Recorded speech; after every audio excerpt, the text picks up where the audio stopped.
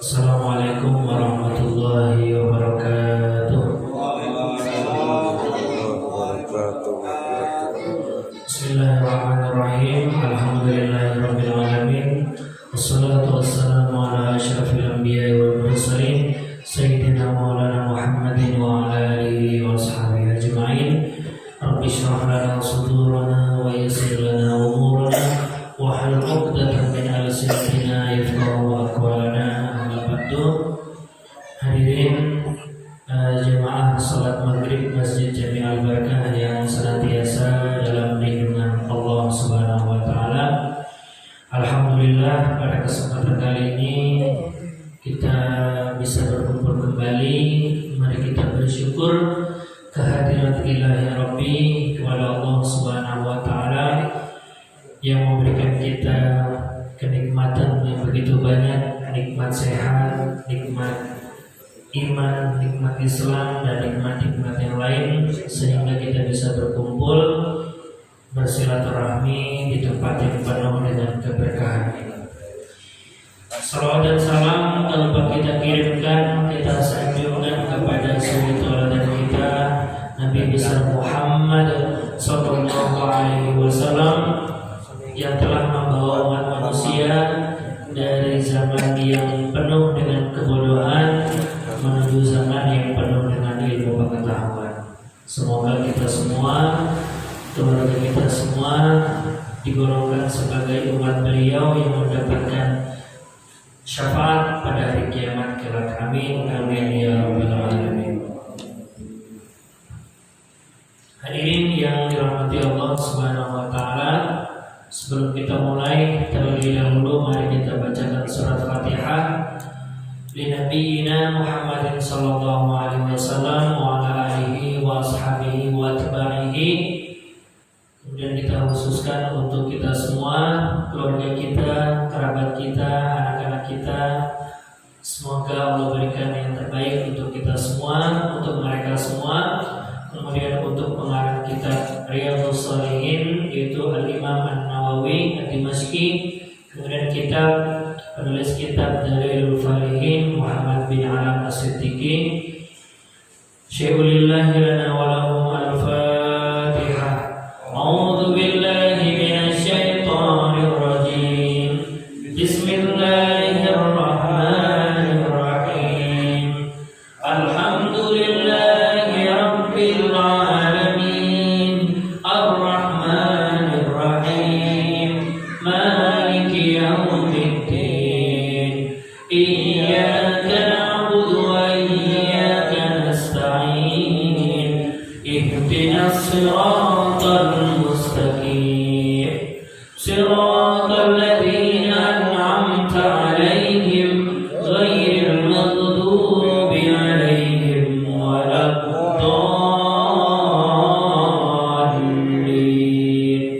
Amin.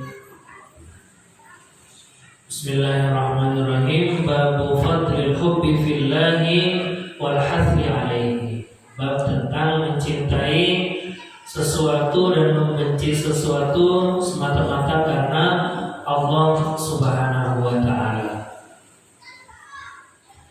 Di pertemuan kemarin kita sudah sedikit membahas tentang hadis-hadis dan ayat-ayat tentang pentingnya kita menyukai sesuatu, ridho terhadap sesuatu, kemudian benci kepada sesuatu. Itu semua diusahakan semata-mata karena Allah Subhanahu wa taala.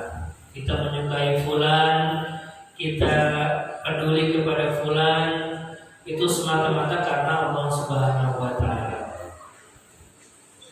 Begitupun dalam sejarah kita perhatikan Nabi Muhammad itu seringkali atau bahkan sudah menetapkan, mempraktikkan ajaran seperti ini.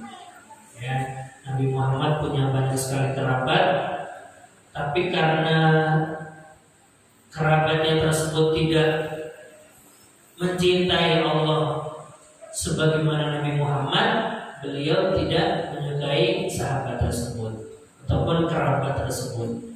Contohnya adalah misalnya Nabi Muhammad mempunyai seorang paman bernama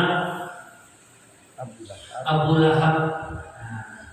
Ternyata ketika saya cari-cari beda antara Abu Jahal dengan Abu Lahab. Kalau Abu Jahal itu nama aslinya Abul Hakam, ini dia tidak punya kerabat dengan Nabi. Tapi kalau Abu Lahab ini paman Nabi Muhammad langsung, Abu Lahab bin Abdul Muthalib.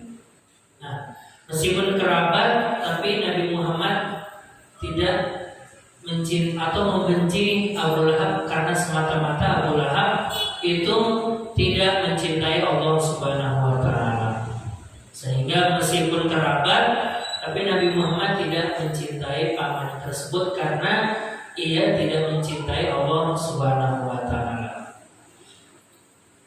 Selain itu Nabi Muhammad juga suka kepada orang lain, itu didasari karena kecintaan mereka kepada Allah Subhanahu wa taala. Bismillahirrahmanirrahim.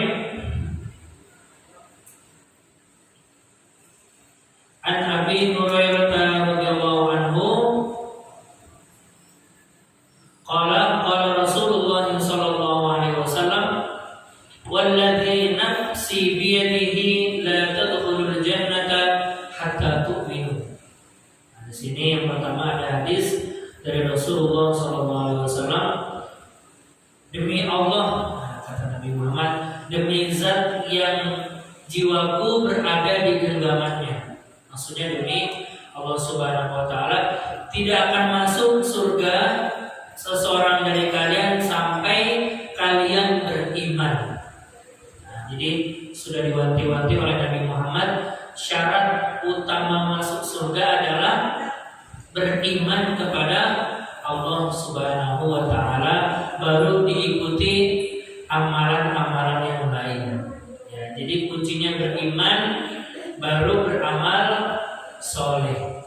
Jangan sampai orang beramal soleh, dia membantu orang tapi imannya kepada Allah kurang. Nah, ini yang kita sayangkan. Kata Nabi Muhammad, syarat untuk masuk ke dalam surga adalah kalian harus beriman kepada Allah Subhanahu wa taala. Wala tu'minu hatta tahabbu, dan kalian tidak akan menjadi orang yang beriman sampai kalian saling mencintai satu sama lain. Baik itu saudara sesama muslim ataupun sesama orang-orang beriman, harus saling mencintai. Ya, harus saling ridho, harus saling menerima keberadaan mereka. Makanya kita selalu berdoa, Allahumma ighfir lana wa li ikhwanina alladziina sabaquna bil iman.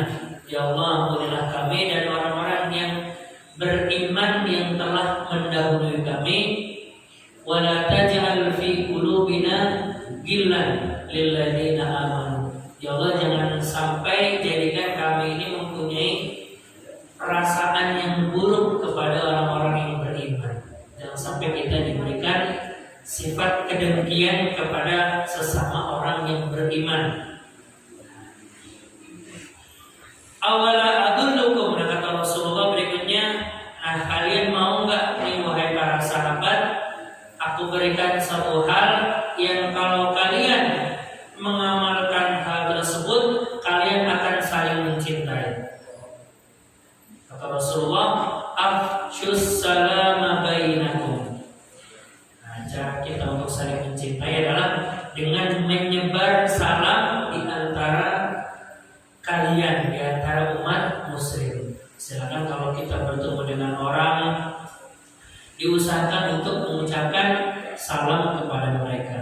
Assalamualaikum, waalaikumsalam. Nah, kita dianjurkan untuk menebarkan salam kepada umat muslim. Ya, salam itu artinya secara bahasa kedamaian. Jadi kita berdoa, Assalamualaikum, itu artinya semoga keselamatan, kedamaian itu diberikan kepada kalian. Ya, tapi kalau kita kepada orang-orang yang bukan muslim, ya, kita tidak perlu untuk mengucapkan salam. Ya, tapi kalau tradisinya memang udah udah sangat di tradisi tersebut sudah sangat mengakar. Orang ucap salam meskipun non muslim, kayak misalnya kita temukan di waktu di Papua itu biasa mereka orang muslim mengatakan assalamualaikum kepada kita. Nah, dalam hal seperti itu kita nggak perlu menjawab waalaikumsalam, tapi cukup waalaikum ataupun kita diam saja nggak apa-apa ya, karena assalamualaikum itu karena kita di Indonesia sudah mayoritas muslim, biasanya assalamualaikum udah menjadi semacam teguran sapa secara umum, padahal sebenarnya ini adalah khas atau ajaran dari Rasulullah SAW.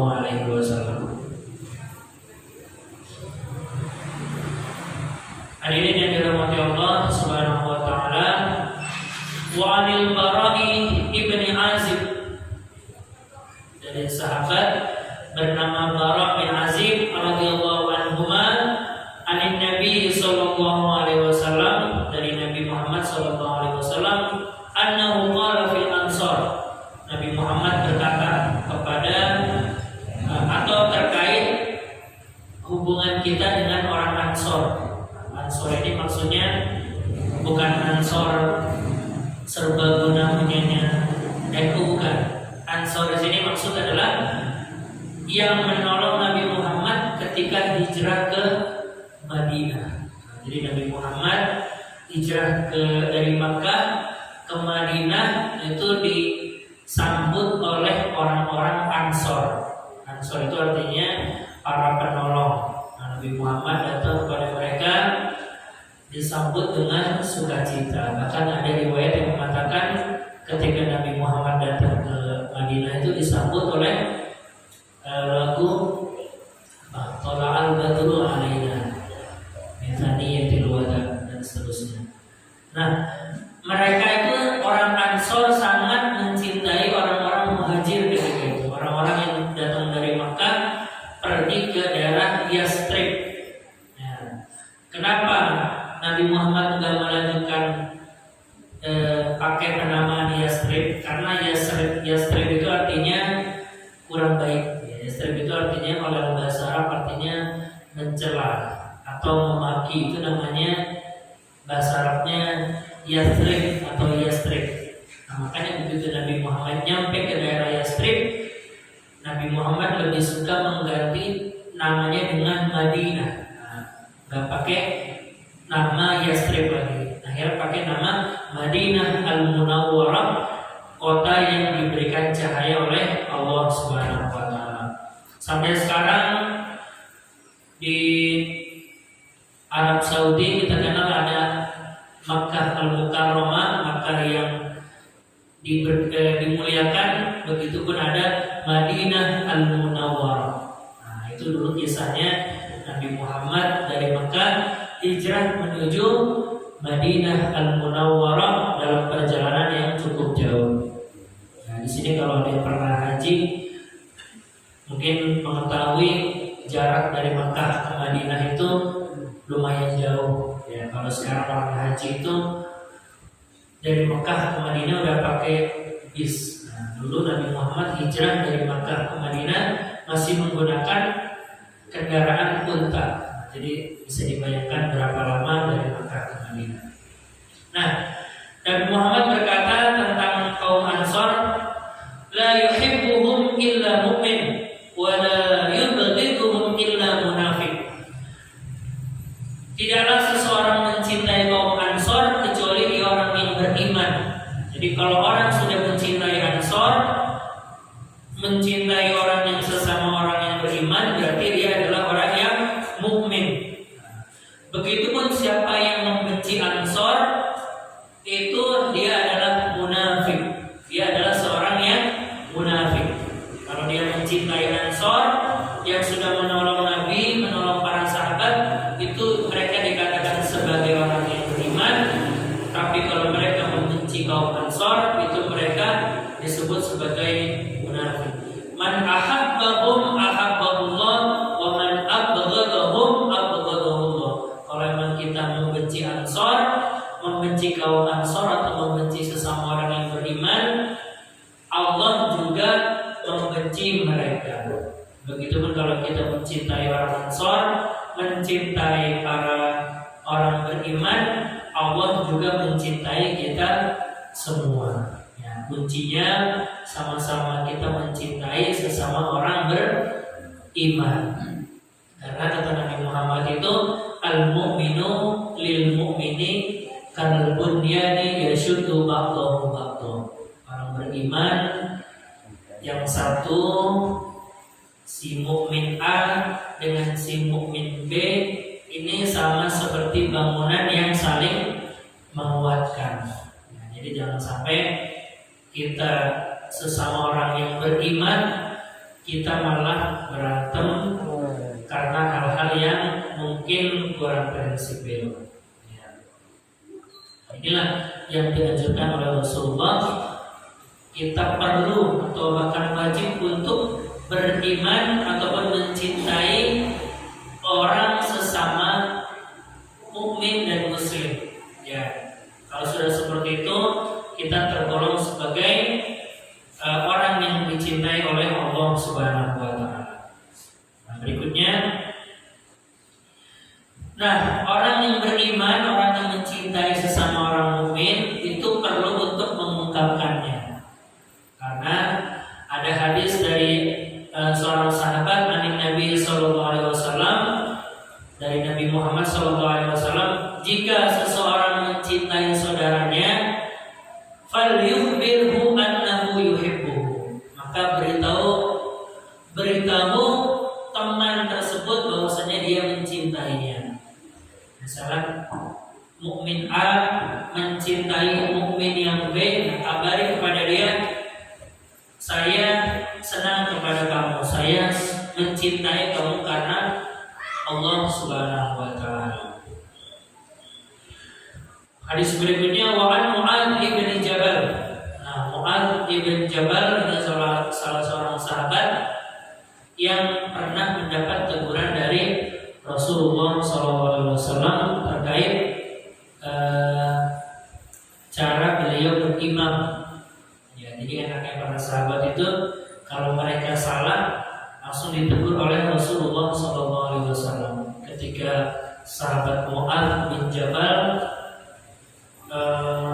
mengimami para ulama, membaca surat yang begitu panjang, sempat ditegur oleh Rasulullah agar kalau kamu menjadi imam jangan terlalu panjang, karena di belakang kamu itu ada orang yang lemah, ada orang yang sedang punya kepentingan, ada orang yang punya kesibukan-kesibukan yang lain. Mungkin kalau di kampung karena kita tahu mereka sudah ada kegiatan, mungkin bisa dilama-lamain apa-apa. Tapi kalau untuk daerah perkotaan, kita mengetahui maknanya sangat banyak, punya berbagai kepentingan. Rasulullah menganjurkan jangan terlalu lama, karena di belakangnya siapa tahu ada yang sudah tua renta, mendengar imamnya terlalu lama, dia malah bisa jatuh atau gak kuat. Begitupun jangan terlalu cepat. Ya. Pernah kita mendapati sholat tarawih di daerah tertentu yang viral itu, sholat tarawih seperti cepat sekali pokoknya. Itu sholat tarawih 20 rakaat hanya berapa menit itu, ya. Seperti itu juga kurang baik, karena syarat sahnya sholat itu salah satunya adalah rukunnya adalah tumaninah.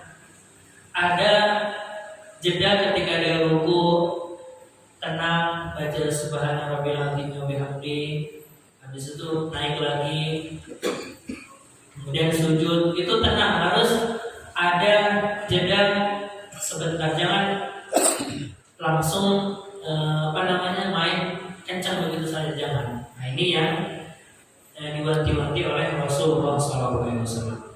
Nah, di sini anna Rasulullah SAW akhadha bi yadihi. Rasulullah suatu ketika memanggil atau mengambil tangannya Mu'adz bin Jabal dan berkata, "Ya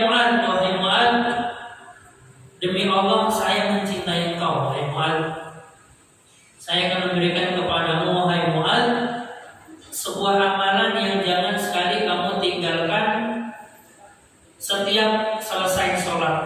Jadi disuruh amalkan ini oleh Rasulullah kepada Mu'adz bin Jabal, sebuah doa. Doanya seperti ini, wahai Mu'adz, Allahumma a'inni ala dzikrika wa syukrika wa husni ibadatik. Wahai Mu'adz, silakan kamu baca ini setiap selesai sholat. Allahumma a'inni ala dzikrika wa syukrika wa husni ibadatik, yang artinya kita berdoa, ya Allah, bantulah saya untuk mengingatmu, berzikir kepadamu, wa syukrika, agar saya juga dibantu untuk bersyukur kepada Engkau, dan agar diberikan husni ibadatik, diberikan ibadah yang bagus kepada Allah Subhanahu wa taala. Nah, ini tolong dibaca wahai Mu'adz, setiap selesai sholat baca doa, Allahumma a'inni ala dzikrika wa syukrika wa husni ibadatik. Ya Allah, berikanlah hamba kekuatan untuk berzikir kepadamu, untuk bersyukur kepadamu, untuk memperbaiki ibadahku kepadamu, ya Allah ya Rabbal Alamin. Nah, kalau dia jadi imam, tinggal diubah kata-katanya jadi Allahumma a'inna ala dzikrik, ya Allah bantulah kami. Jadi kalau jadi imam jangan pakai a'inni, tapi a'inna ala dzikrika wa syukrika wa husni ibadatik. Ya Allah bantulah kami agar senantiasa kita ini rajin untuk beribadah, berzikir, bersyukur, dan bagus dalam ibadah kepada Engkau, ya Allah ya Rabbal Alamin. Nah, ini perlu kita praktikkan, kita hafalkan singkat doanya ini, tapi ini diajarkan langsung oleh Rasulullah SAW. Allahumma a'inni ala dzikrika wa syukrika wa husni ibadatik. Nah, nanti bisa dihafalkan sendiri di rumah ataupun bisa dicari di internet. Allahumma a'inni ala dzikrika wa syukrika wa husni ibadatik. Jangan kita lupakan setelah selesai sholat. Setiap selesai sholat kita membaca ini. Insya Allah ini dari Rasulullah langsung, hadisnya sahih, bisa diamalkan oleh kita semua dan diajarkan kepada para sahabat Nabi Muhammad SAW. Hadis riwayat Abu Daud, Nasai dengan riwayat yang sahih, hadis yang sahih. Jadi kita tidak usah ragu, tidak usah khawatir kalau ada yang bilang, wah ini hadisnya lemah nih, hadisnya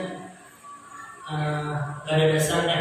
Kita perlu meluruskan bahwa hadis ini adalah hadis yang sahih yang bisa kita amalkan dalam keseharian kita. Hadirin yang dirahmati Allah Subhanahu wa taala, berikutnya adalah babu alamati hubbillahi ta'ala bil 'abdi wal hathi 'ala takhalluqi biha was-sa'i fi tamsiliha. Nah, ini berikutnya bab tentang ciri-ciri bahwasanya Allah itu cinta kepada hambanya. Bukti atau tanda-tanda Allah cinta kepada hambanya di muka bumi ini. Allah Ta'ala, Bismillahirrahmanirrahim, Qul in kuntum tuhibbunallaha fattabi'uni yuhibbukumullahu wa yaghfir lakum dzunubakum wallahu ghafurur rahim. Katakanlah wahai Muhammad, jika engkau mencintai Allah, ikutilah aku, maka Allah akan mencintai kalian semua. Nah, di sini ulama menjelaskan sebab turunnya ayat ini adalah karena dulu orang-orang Yahudi itu mereka mengatakan nahnu abna'ullahi wa ahibbahu. Orang-orang Yahudi itu mengatakan kami adalah anak-anak Allah dan kami adalah pecinta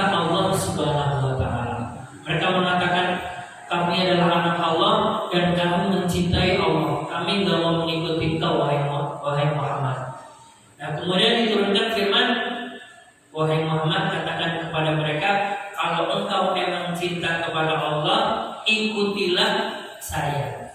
Nah, jadi ini menyindir orang Yahudi, kalau emang kamu mengaku cinta Allah, silahkan ikuti saya Muhammad, ikuti ajaran Islam.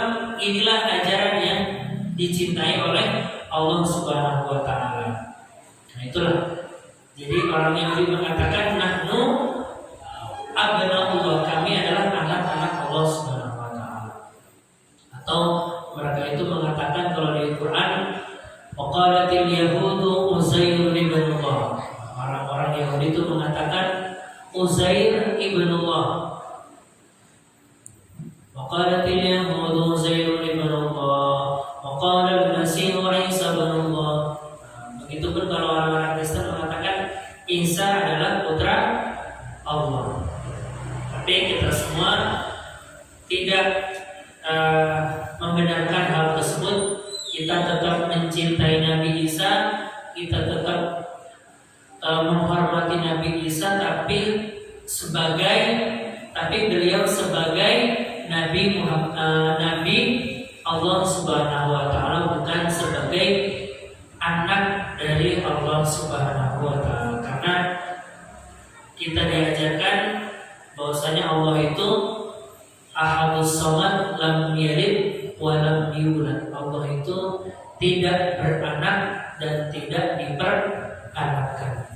Ya, jadi kalau dia mengatakan Allah punya anak atau Allah memiliki keturunan, nah kita tidak mengimani hal tersebut.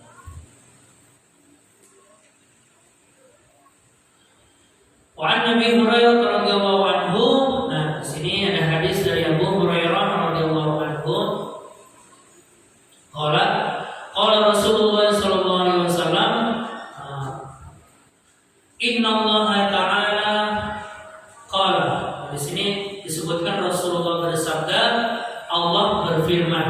Nah, ini namanya hadis qudsi. Jadi ada hadis dari Nabi, ada hadis dari Allah Subhanahu wa taala.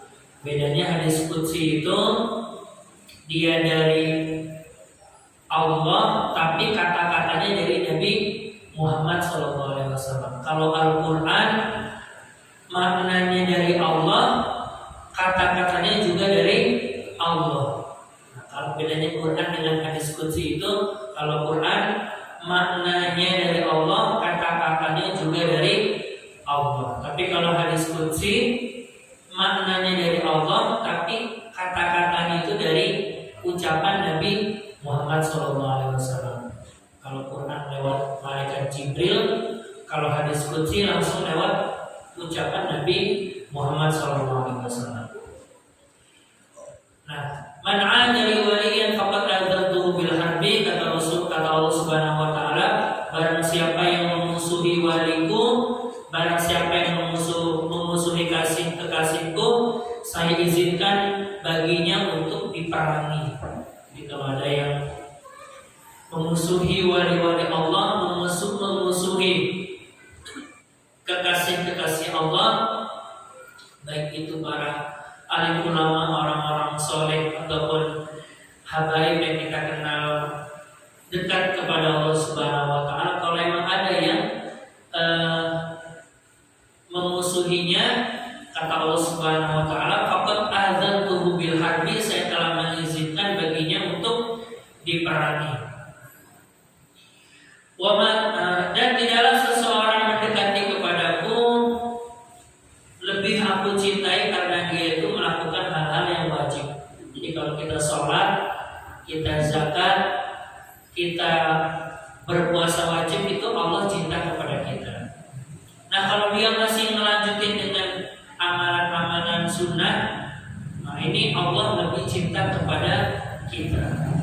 Ya, kita tidak mencukupkan diri sholat isya, tapi dilanjutkan dengan sholat qobliyah atau sholat ba'diyah isya, ataupun kita melakukan sholat sunnah-sunnah yang lain, ya, seperti sunnah qobliyah subuh ataupun sholat sunnah qabliyah asar, qabliyah zuhur, dan lain sebagainya. Nah, ini Rasulullah, Allah Subhanahu wa taala cinta kepada kita semua.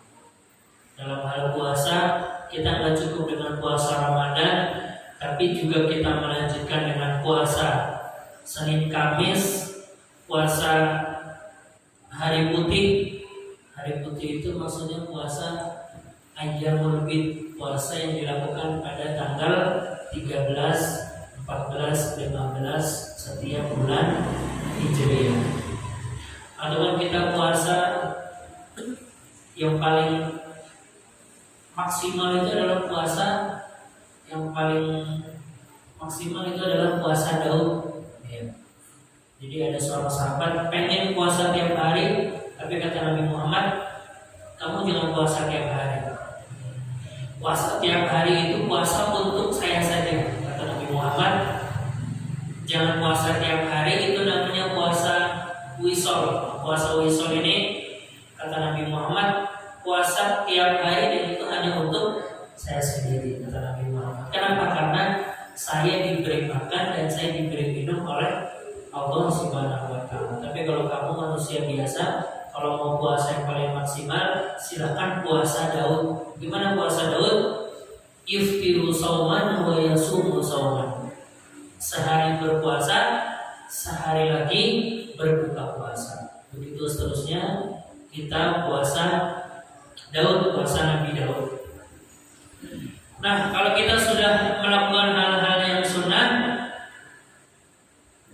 saya akan cinta kepada orang tersebut.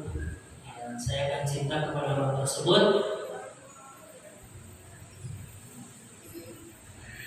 Nah, kalau Allah sudah mencintai kita, kuntu sam'ahul ladzi yasma'u bihi. Nah, kalau Allah sudah mencintai kita, kita sudah dijadikan kekasih oleh Allah. Allah akan menjadi telinganya. Allah akan menjadi telinga dari hamba tersebut yang dengannya dia mendengar. Ya, maksudnya Allah itu sudah berkuasa atas pendengarannya.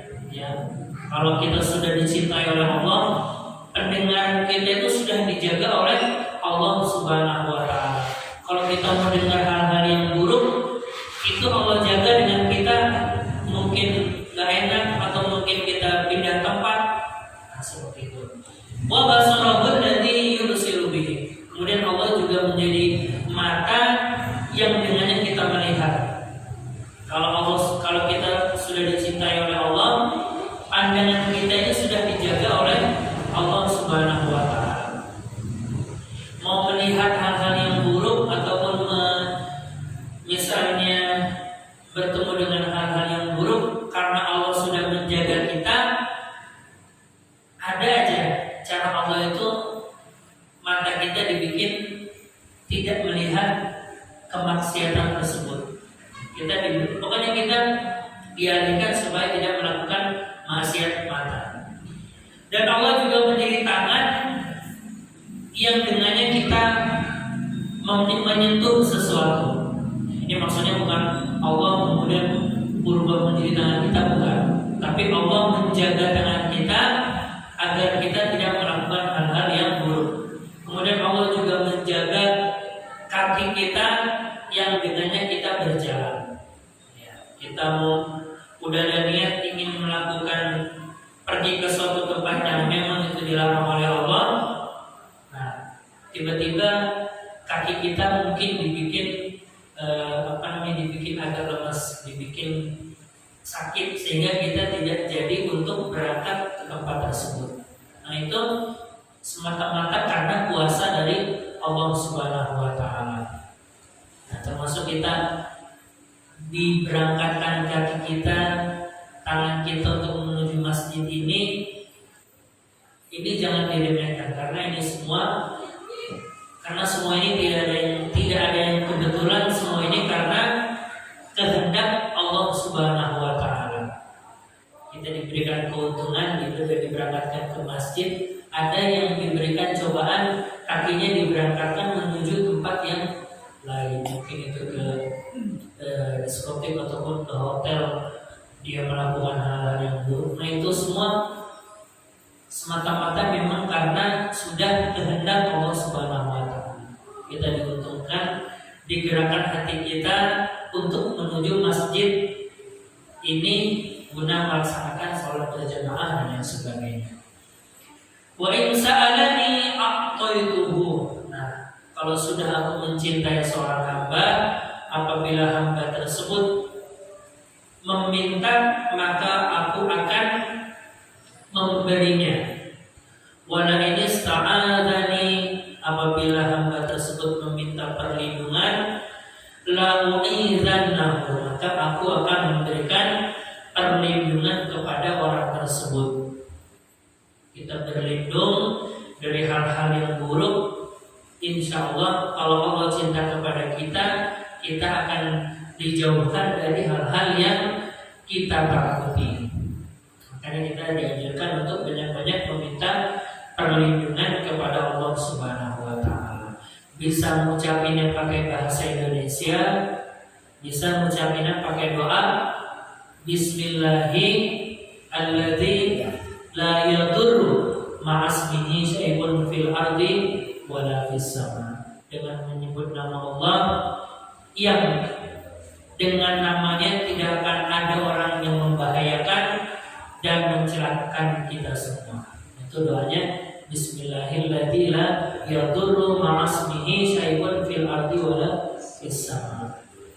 Atau doa lain untuk terhindar dari bahaya adalah a'udzu bikalimatillahi tammati min syarri ma khalaq. Saya berlindung dengan kalimat Allah, dengan nama Allah dari semua takdir yang buruk. Kalau kita baca itu setiap keluar rumah kita baca Bismillahirrahmanirrahim, kemudian baca Bismillahilladzi la yadurru ma'asmihi syai'un fil ardi wala fis sama, kemudian baca a'udzu bikalimatillahi tammati min syarri ma khalaq.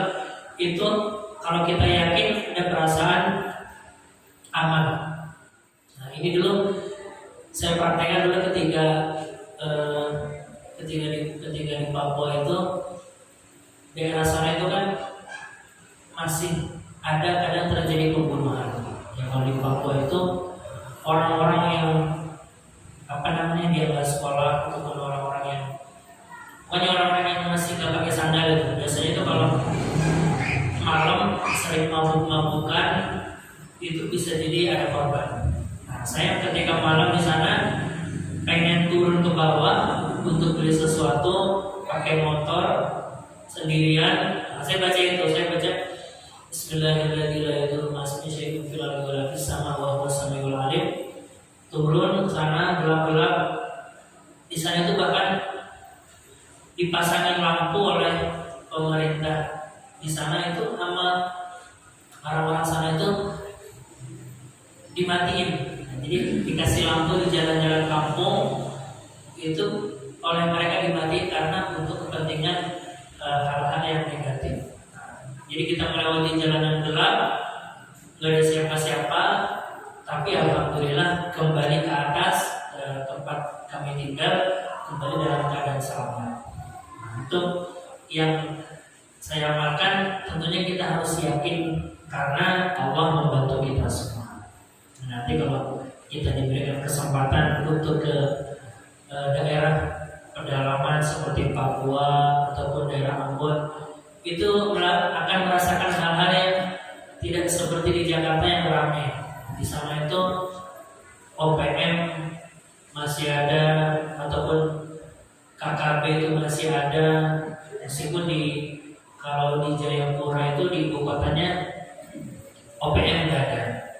Mereka adanya di daerah pegunungan, di daerah Wamena. Nah itu yang sering berantem sama TNI itu di daerah pegunungan. Tapi kalau di daerah Jayapura yang masih kota itu aman, tapi tetap agak sedikit ngeri juga karena cerita-cerita warga sana itu banyak hal-hal yang serem lah. Pokoknya apalagi terutama polisi. Nah, kalau polisi itu karena mereka polisi tentara, karena mereka punya dendam kepada orang-orang OPM, itu banyak cerita polisi ataupun tentara di sana itu sering jadi sasaran balas dendam atas korban-korban yang berjatuhan di sana. Tapi kemarin alhamdulillah kita aman selama sebulan berada di Papua. Baik, itulah yang bisa kami sampaikan pada kesempatan kali ini. Mari kita tutup dengan doa bersama. Semoga Allah berikan yang terbaik untuk kita. Kita bermunajat kepada Allah Subhanahu wa taala. A'udzu billahi minasyaitonir rajim. Bismillahirrahmanirrahim. Allahumma shalli ala sayyidina Muhammadin fil awwalin. Allahumma shalli ala sayyidina Muhammadin fil akhirin. Walhamdulillahi rabbil alamin. Hamdan syakirin hamdan naimin hamdan yuwafi ni'amahu wa yukafi mazidah. Ya Rabbana lakal hamdu kama yanbaghi li jalali wajhikal karim wa 'azimi sultanik. Allahumma anfa'na bima 'allamtana wa 'allimna ma yanfa'una. Barik lana fima 'allamtana innaka antal alimul hakim. Ya Allah, berikanlah kepada kami ilmu yang bermanfaat, ilmu yang bisa kami amalkan dalam keseharian kita, ilmu yang bisa kami amalkan yang mengantarkan kami menuju ridha-Mu ya Allah. Allahumma a'inna ala dzikrika wa syukrika wa husni ibadatik. Ya Allah, jadikanlah kami hamba-Mu yang ikhlas, yang rajin untuk beribadah kepadamu ya Allah. Allahumma rizqna husnal khatimah wa khtim lisanana bi qawli la ilaha illallah Muhammadur Rasulullah sallallahu alaihi wasallam. Rabbana atina fid dunya hasanah wa fil akhirati hasanah wa qina adzabannar. Alhamdulillahi rabbil alamin. Terima kasih atas segala perhatian dan mohon maaf apabila ada kehilafan. Mari kita tutup dengan hamdalah dan kafaratul majlis. Alhamdulillahirabbil alamin. Subhanakallahumma wa bihamdika asyhadu an la ilaha illa anta astaghfiruka wa atubu ilaik. Assalamualaikum